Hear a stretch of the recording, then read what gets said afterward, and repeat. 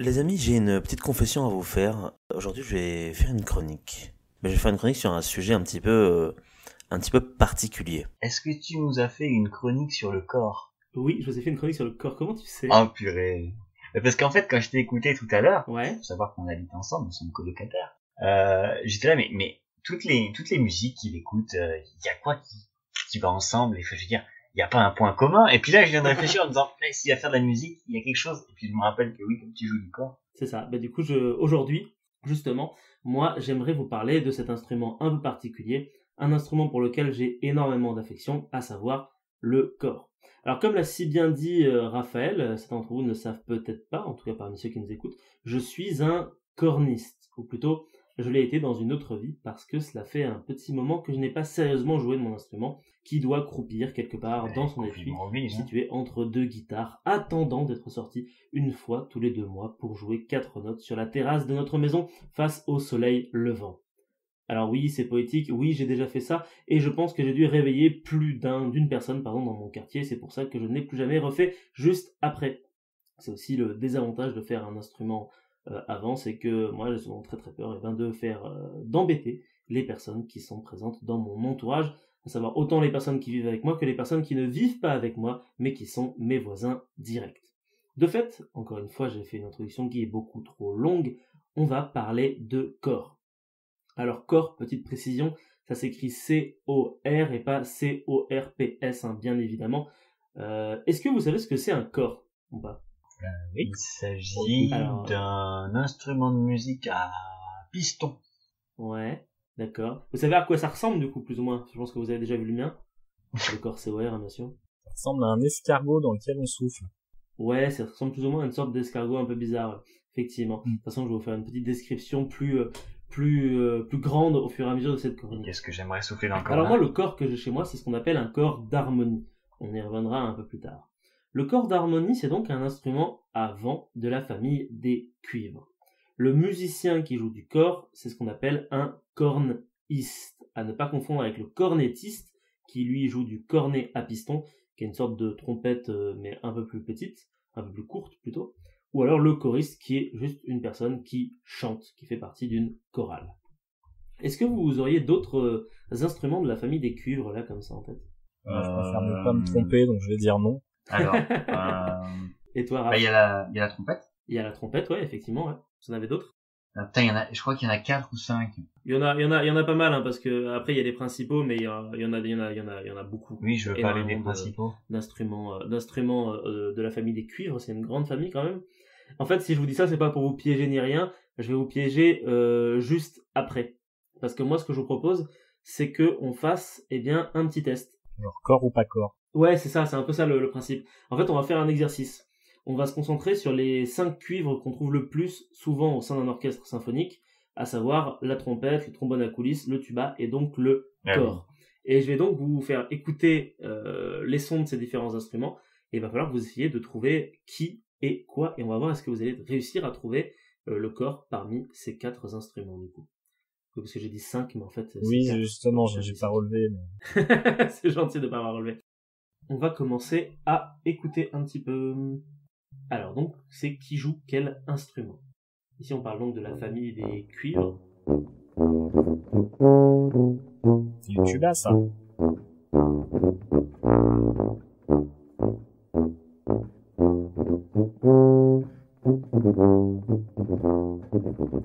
Ah oui.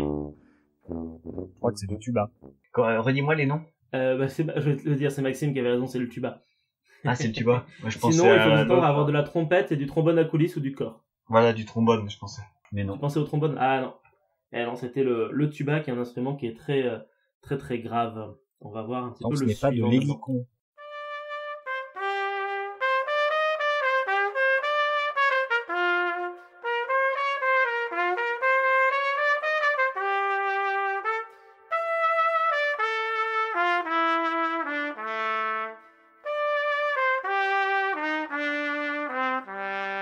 Alors, une idée pour celui-là? Trompette pour moi. Trompette de la renommée même d'ailleurs. Ah oui, effectivement, c'est bien une trompette. On reconnaît le son très un petit peu nasillard, mais qui met tout de suite de l'entrain vis-à-vis de la trompette. Instrument suivant.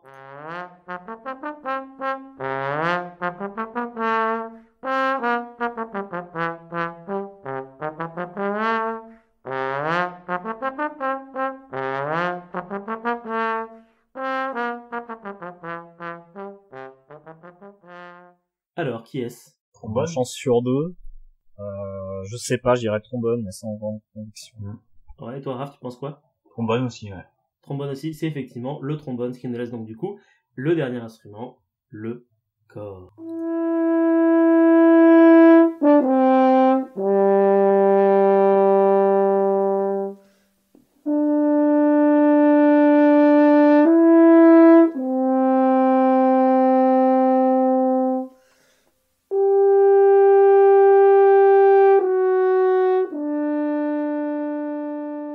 Voilà donc pour ces 4 instruments de la famille des cuivres qui font partie de l'orchestre symphonique. Alors, comme vous pouvez le constater, le corps c'est un instrument qui par rapport aux 3 autres a un son qui est beaucoup plus doux, beaucoup moins finalement nasillard que les autres. C'est pour cette raison qu'il est souvent utilisé dans les orchestres symphoniques ou harmoniques ou encore dans la musique de chambre. Alors pour simplifier un petit peu, symphonique c'est un orchestre quand vous avez tout plus ou moins les instruments, vous avez toutes les cordes, etc. Harmonique c'est quand vous avez généralement que les vents plus quelques percussions et parfois des contrebasses. Et enfin la musique de chambre, c'est tout simplement des petits ensembles d'instruments. Le corps est donc un instrument très important dans un ensemble car en fait il sert de lien entre les différentes familles. De par sa sonorité très douce, il va permettre de lier les cuivres avec les bois avec les cordes. Il peut jouer avec n'importe quelle famille d'instruments. Le grand atout du corps, c'est donc sa polyvalence. Ça, vous arrivez à suivre? Si vous me dites s'il y a des thèmes trop techniques, dites-moi, hein, n'hésitez pas. Ah non. Non. Impeccable. Après, je disais, c'est pour ça qu'ils appelaient corde harmonique. Oui, c'est ça, c'est un peu ça. Mais d'ailleurs, je vous propose de retourner aux origines du corps. Quand je vous dis corps, ça vous fait penser à quel autre mot, corps? Cornemuse. Cornemuse. Ouais, mais qu'est-ce qu'ils ont en commun, ces deux-là? Là, c'est on Je souffle peux donner dedans. un indice, si vous voulez. On souffle dedans. Ouais, effectivement, on souffle dedans. C'est pas forcément ça où je voulais en venir, mais je donne un indice. Est-ce que vous savez comment on dit corps en anglais ou pas? Horn. On dit horn, ouais, effectivement. Et horn, Oui, ça veut donc, dire par quoi rapport d'autre à en la anglais? corne. Ça veut dire la corne, ouais, effectivement. D'accord, oui. En fait, horn, c'est une corne. En fait, l'ancêtre commun de tous les cuivres, c'est la corne. On peut aussi l'appeler olifant, mais plutôt au Moyen-Âge. Le nom est donc resté plutôt pour le corps. C-O-R, il manque plus que le N-E et vous avez la corne, en somme. Je propose donc d'écouter un petit peu l'ancêtre des cuivres.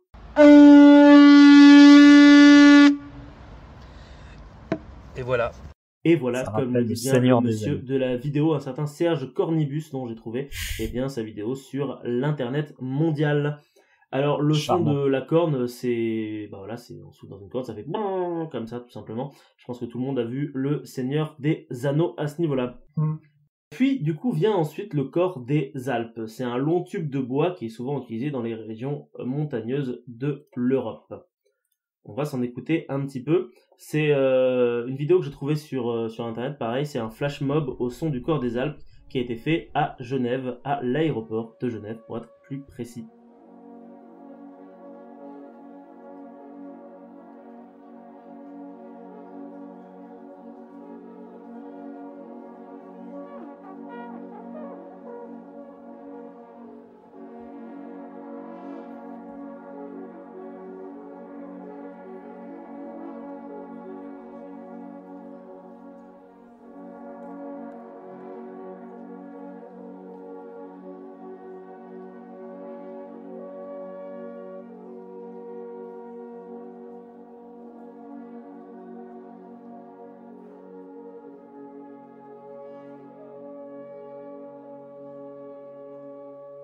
Voilà, donc le corps des Alpes, c'est un instrument qui, si vous me permettez l'expression, a énormément de gueule, spécialement quand c'est joué dans un aéroport, car j'ai la vidéo sous les yeux, n'hésitez pas à taper tout simplement flash mob au son du corps des Alpes à Genève, aéroport, avec un petit point d'exclamation, et vous allez voir, c'est très sympa.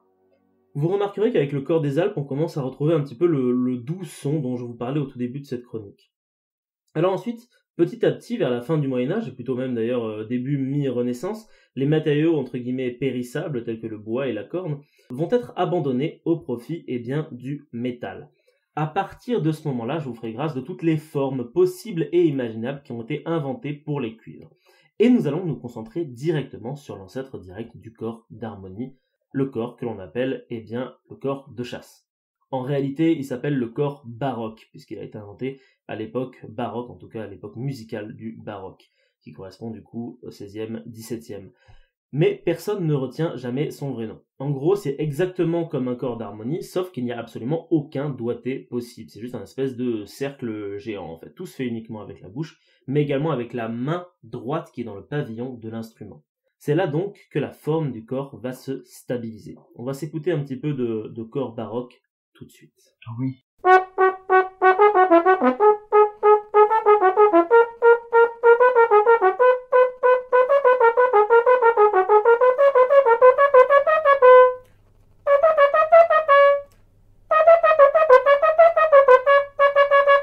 Voilà. Donc pour ce qui est du corps baroque, également aussi appelé le corps de chasse. Alors le corps baroque c'est très sympa, le problème c'est qu'on est très vite limité dans les intentions de jeu.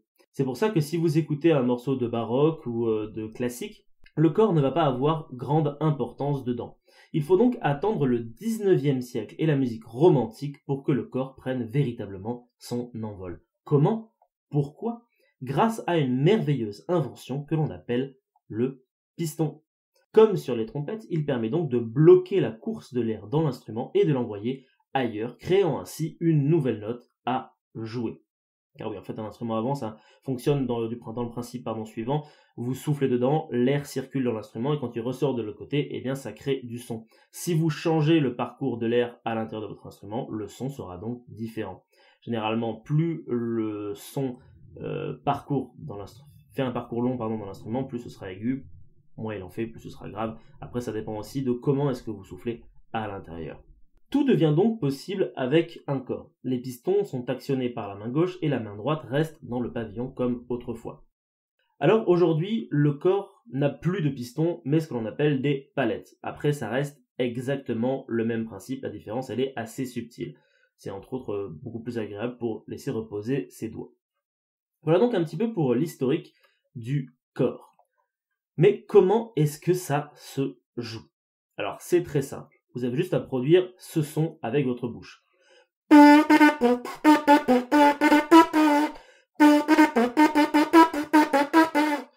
Voilà. Donc en gros, vous mettez vos lèvres contre vos lèvres et ensuite vous faites un son, vous projetez l'air à travers le peu d'espace qu'il y a entre vos lèvres. Plus vos lèvres seront serrées, plus le son sera aigu, moins elles le seront, plus il sera grave. Donc ça, c'était quelque chose que je viens de vous jouer juste avec ma bouche. Maintenant, je vais chercher mon embouchure. Vous allez voir, le son sera un petit peu différent. Un essai. Donc, je refais un peu avec la bouche. Maintenant, avec l'embouchure.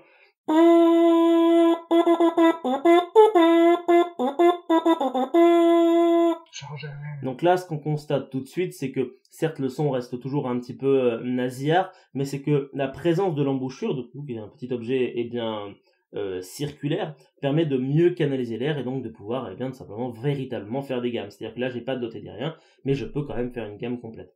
Vous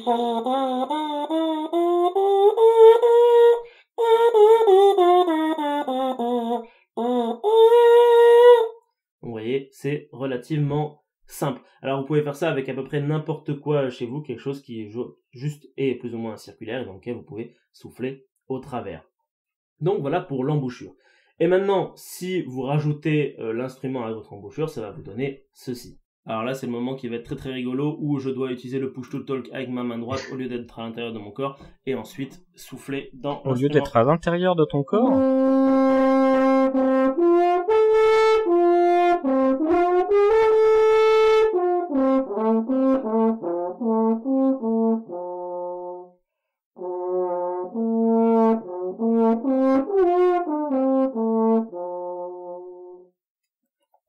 Voilà du coup pour le doux son du corps, ou en tout cas quand il est joué par quelqu'un d'un peu plus doué que moi, parce que oui, il faut quand même un temps de chauffe, là je viens de le sortir directement à froid, donc le son n'est pas formidable. Et oui, vous ne m'entendez pas parce que en fait j'ai lâché le push to talk, désolé.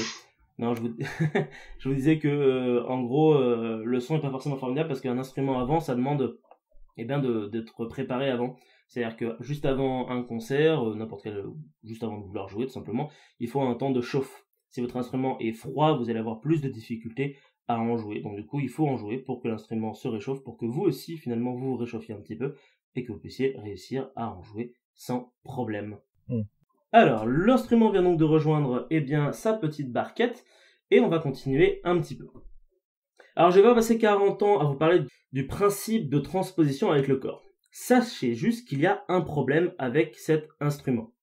À cause du fait que c'était un instrument qui justement ne pouvait pas faire toutes les gammes autrefois du fait qu'il n'avait pas de doigté, le corps est un instrument qui est transpositeur. C'est-à-dire que, en gros, quand il y a écrit Do sur votre partition, les cornistes ne vont pas faire un Do, ils vont faire un Fa. Je sais, ça peut paraître débile, mais c'est une manière de lire en fait, tout simplement. De là, si votre partition est écrite en Fa, ce n'est pas un problème. On joue le bon morceau sans aucun souci. Mais il faut que le compositeur ait été sympa et qu'il ait prévu d'écrire une partition directement dans la langue finalement des cornistes. En revanche, si votre partition est écrite en ut, donc à savoir en Do, en fait, si vous jouez ce que vous lisez sur la partition, ça va être complètement faux. Donc du coup, il faut savoir transposer de tête, donc ne pas lire ce qui est écrit sur la partition, mais lire plusieurs tons au-dessus. Ou alors, si vous avez du mal à faire ça, il faut prendre votre partition et la réécrire totalement. Et ça, je peux vous dire que c'est assez galère. Mais fort heureusement, la plupart des compositeurs actuels, en tout cas depuis qu'on a des dotés, écrivent directement en Fa pour les corps. Alors là, c'était le petit côté un petit peu technique, désolé, mais ça fait partie aussi un petit peu du charme de l'instrument, c'est que c'est un instrument qui est bizarre à ce niveau-là. C'est pour ça que parfois on est un petit peu la risée de la plupart des orchestres pour ce petit défaut. Alors après m'avoir entendu jouer moi, je vous propose d'entendre des gens qui savent réellement jouer du corps. On va écouter quelques petits morceaux. Que tu as composé? Alors, j'aurais aimé pouvoir composer ces morceaux, réellement, ça aurait été vraiment très très chouette, mais je ne suis pas un génie comme Tchaïkovski qui lui a composé la 5e symphonie avec un sublime solo de corps que vous allez pouvoir entendre dès à présent.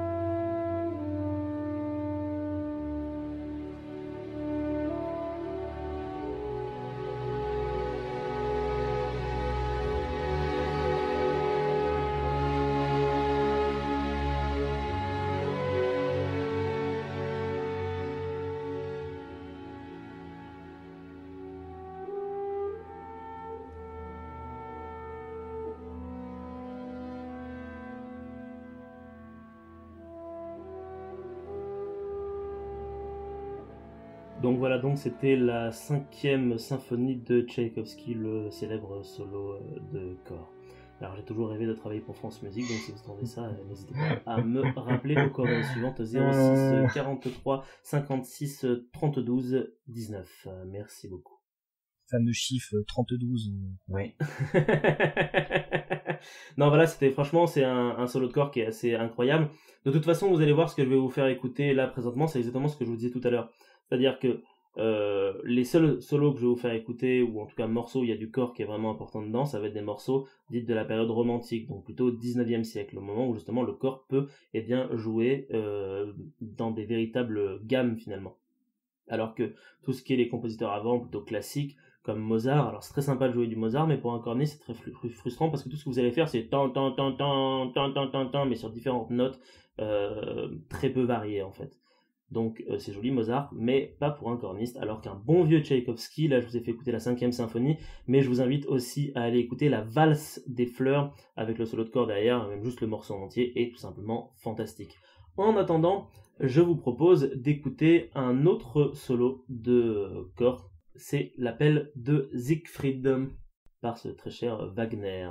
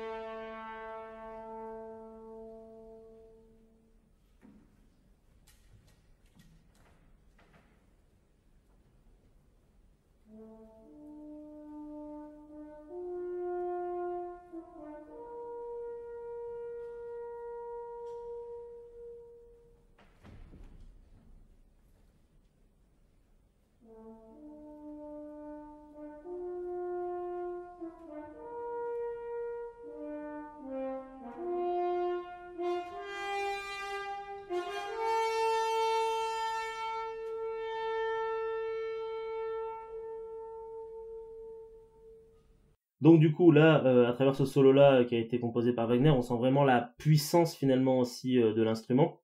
On n'a pas parlé tout à l'heure, mais avec le solo de corps sur Tchaïkovski, on voyait vraiment que le corps avec son solo derrière fait vraiment le lien avec tout l'ensemble de cordes qui est derrière lui, qui l'accompagne finalement dans son solo.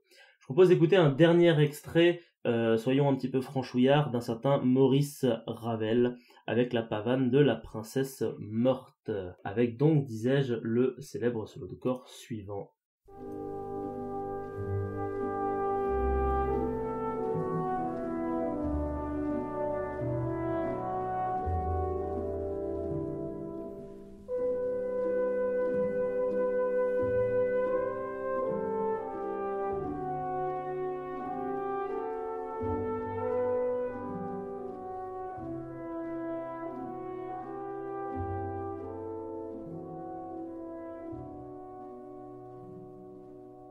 Donc voilà, également très beau solo de corps de Wagner. Encore une fois, Ravel, Wagner, Tchaïkovski sont tous des auteurs bien romantiques, encore une fois, donc du coup qui laissent leur place finalement au corps. Mais très chers amis, je sais que vous êtes plutôt des cinéphiles. Alors, pour rester un petit peu à la page et ne pas rester au fin fond du 19e siècle, je vous propose d'aller écouter maintenant des œuvres contemporaines. Des œuvres, du coup, qui sont présentes au cinéma. Alors, je suis resté dans des classiques. Vous allez voir que le corps, il est vraiment absolument partout. J'ai sélectionné quelques petits films comme ça. On va commencer avec un film un petit peu particulier, mais vous allez voir, le corps est présent dès les premières notes. Je pense que vous allez le reconnaître tout de suite. Ce thème, il va vous filer des frissons. Jurassic Park.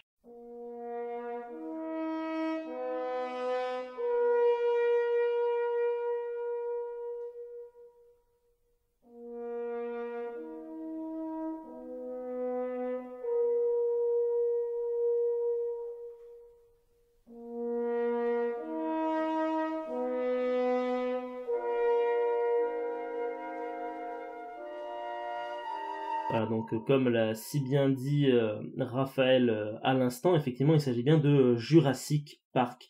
Bien joué, c'est d'ailleurs pour ça que je suis très très triste que Mika ne soit pas là avec nous aujourd'hui, parce que c'est c'est une dédicace. son film à lui, donc spécial dédicace à toi Mika pour Jurassic Park. Donc là vous voyez vraiment dès les premières secondes, bam, solo de corps, pam pam pam pam, tout Bah, tout en le tout monde cas, connaît John Williams cette petite l'utilise beaucoup introduction. finalement. C'est ouais, John Williams, de toute façon, c'est un auteur qui est très classique dans sa manière de faire. Quand Il c'est utilise épique, beaucoup il de met corps, des mais basses. de quoi? Quand c'est épique, il met beaucoup de basses. Et vous pourrez retrouver tous les morceaux copiés par John Williams. Le corps, avec ouais, la c'est ça. vidéo C'est faite mais c'est un au instrument qui Barnett. est pas souvent utilisé pour les basses, justement. C'est plus un instrument qui est utilisé pour sublimer parfois un petit peu l'ensemble. Plus que des basses, il est là pour ajouter un peu de la douceur, mais aussi un petit peu de l'épique. Mais pour l'épique, on y reviendra un peu plus tard. Je vous propose donc, pardon, de nous concentrer sur la douceur avec un thème que je pense que vous connaissez normalement, j'imagine, parce que c'est un film qui est quand même relativement connu.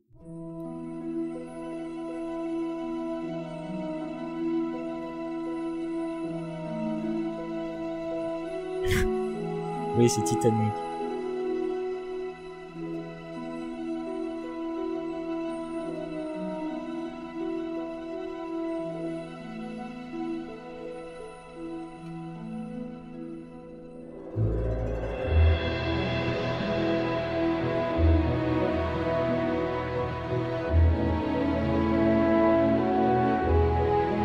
C'est vrai que sans la voix de Céline Dion, c'est moins bien, quoi.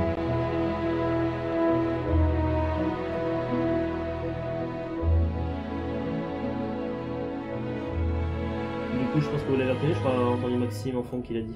Oui, alors j'étais pas tellement en fond, mais oui, c'est Titanic. C'était effectivement Titanic, ouais, bien joué. Donc le thème principal de Titanic qui est joué en solo de corps. Petit fun fact, ça j'ai eu la chance de pouvoir le jouer un jour et c'est un très très très beau thème en tout cas. Et du coup, ce que je vous propose, c'est que voilà pour la douceur, mais qu'on parte un petit peu dans l'épique. Il y a un compositeur et en particulier sur un film qui a énormément utilisé du corps pour justement renforcer le côté un petit peu épique. Vous auriez une idée du film dont il s'agit ou pas? Oui. Oui, c'est quoi? Pas Howard Shore? Oui, c'est Howard Shore, effectivement, sur la trilogie du Seigneur des Anneaux. Alors, on va terminer un petit peu là-dessus, mais j'ai 3 morceaux à vous présenter pour le Seigneur des Anneaux. Là, pareil, j'ai eu la chance de pouvoir jouer un jour le Seigneur des Anneaux complètement, et c'est incroyable à jouer, c'est incroyable à écouter. Le corps, il est utilisé partout. Je vous propose d'écouter d'abord le thème des méchants. Ah, don, Plus précisément, le thème d'Isengard. don, don, don, don.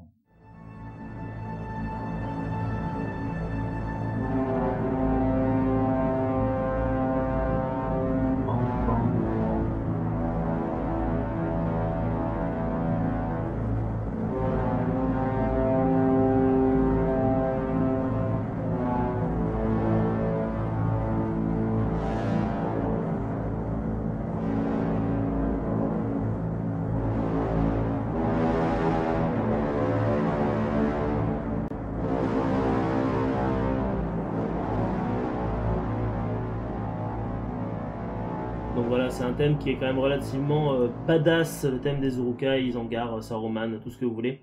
Où vraiment les corps sont utilisés dans leur puissance grave. Là vraiment on est sur des basses, comme disait Maxime tout à l'heure, des basses qui collent des frissons de ouf, si je puis dire. Je l'ai pas précisé tout à l'heure, mais dans un ensemble d'orchestre symphonique, il n'y a pas un corps, il y en a 4.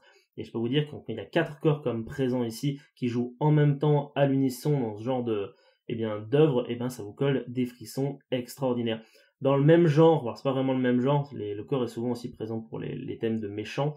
Vous avez une célèbre œuvre qui s'appelle Pierre et le loup de Prokofiev, et les 4 corps jouent le rôle du loup, et on est un peu sur la même chose, sur des sortes de basses un petit peu terrifiantes, un petit peu épiques finalement, qui vous collent des frissons, et on a presque l'impression de voir un véritable loup qui va dévorer, le petit Pierre.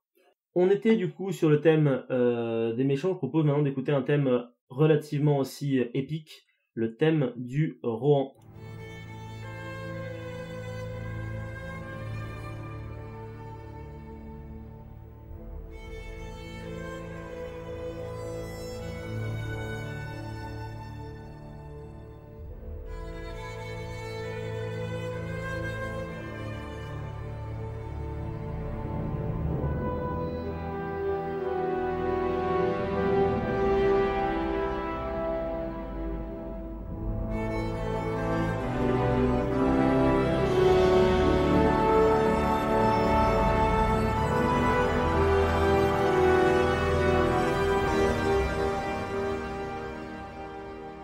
Donc voilà, un thème qui est extrêmement badass. Donc on voit vraiment, alors même si c'est les cordes qui ont un petit peu la vedette au début, on entend le corps qui est au fond, qui après augmente, prend la place, et ensuite la laisse finalement à l'ensemble de l'orchestre. Donc encore une fois, un instrument qui sert effectivement de lien entre tous.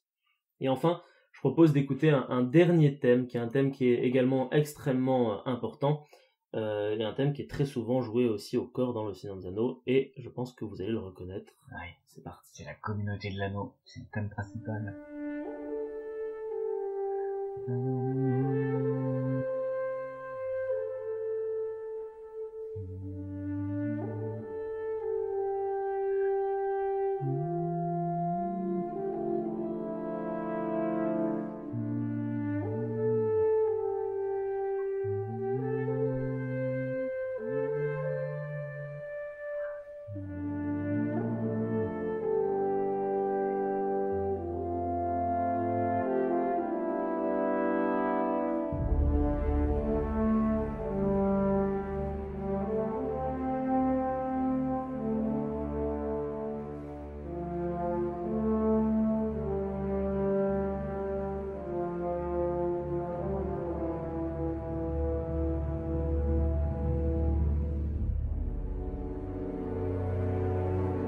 Et donc du coup je pense que vous avez reconnu ce thème qui est fantastique et qui vous a tous collé des frissons, j'imagine.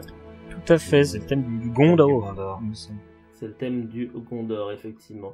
Donc voilà, un thème fantastique que je pense tout le monde apprécie et qui est ici du coup joué avec plusieurs corps. Voilà, alors ce n'est ici cité que quelques exemples du corps. Il y en a bien sûr partout dans ce qu'on appelle la musique savante de manière générale. Donc la musique savante, c'est la musique qui est bien symphonique, tout simplement, depuis que le corps existe. J'espère que cette petite chronique musicale vous aura plu et que vous en Tout à saurez fait. plus à présent sur un instrument qui est injustement méconnu et trop souvent confondu avec de la trompette. Voilà, en tout cas merci à vous pour votre écoute les amis. Si vous avez des questions, n'hésitez absolument pas, car je suis aussi ici pour y répondre. Eh ben, c'était bien. Oui. Là, en fait, j'ai pas vraiment de questions. Pour moi, il faisait partie des cuivres, mais indifféremment, je les entendais toujours plus ou moins ensemble. Donc, je disais que les cuivres, c'était un tout, qu'il y avait de rares solos, mais tu m'as prouvé le contraire. Bah oui, c'est un peu le principe, c'est que c'est un instrument qui est souvent... en fait, souvent, quand on l'entend, on sait que c'est un cuivre, mais on sait pas forcément que c'est du corps, en fait, qui est derrière. Et je voulais un peu rétablir la vérité. Alors, non pas que les autres instruments à cuivre sont pas bien, ni rien, hein. Il y avait des solos de trompette qui sont incroyables. Moi, je suis un grand fan de jazz. Le corps, on joue très peu de jazz au corps, on fait que la trompette ou au trombone à coulisse. Mais justement, je trouvais que comme je suis quelqu'un qui apprécie énormément le cinéma, et spécialement aussi la musique au cinéma, c'est un instrument qui a sa place dans les opéras du 19e siècle et qui du coup par la suite et la force des choses a eu également sa place dans les grandes œuvres cinématographiques en fait tout simplement. Si cette chronique vous a plu, n'hésitez pas à aller écouter l'épisode dans son entièreté sur toutes les plateformes de podcast existantes, le lien est dans la description. N'hésitez pas aussi à mettre un petit pouce bleu et à vous abonner à la chaîne pour ne rien louper. Vous pouvez aussi vous abonner sur notre petit Facebook pour pouvoir nous suivre. Puis si le cœur vous en dit, n'hésitez pas à vous balader un petit peu partout sur la chaîne parce que figurez-vous que vous y trouverez des tas de choses diverses et variées. Puisque vous l'avez compris, ici en fait, on parle de tout, mais on parle surtout de rien.